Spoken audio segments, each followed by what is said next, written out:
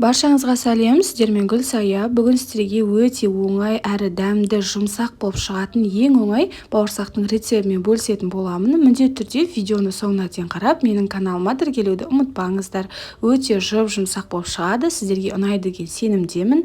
Мен ылғи да осы рецептпен жасаймын.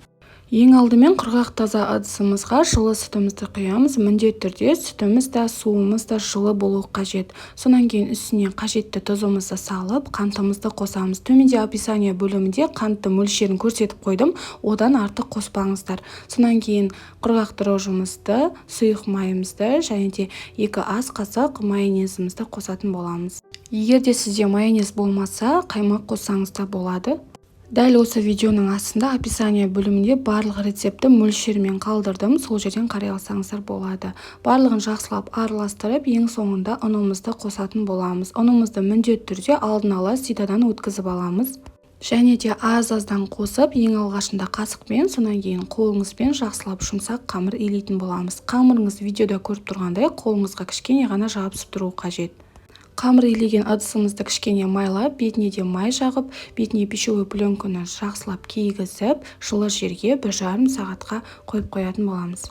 Мінекей, менде 1,5 сағат өтті, қамырым осындай әдемі болып көтерілді. Қараңыздар, қолыңызбен басқан кезде ешқандай да қолыңызға қамыр жабыспайтындай болады. Өйткені біз бетін майлаған болатынбыз, сол үшін. Онан кейін жақсылап 2 бөлікке бөліп, әрбір бөлікті қолыңызбен жақсылап қайтарып алатын боламыз. Бір бөлігіміздің бетін осылай жауып қоямыз, кеуіп кетпес үшін. Сонан кейін қалған бір бөлікті ешқандай да май жақпай, ұн сеппей, қамырымызды оқтаумен жайып шығатын боламыз.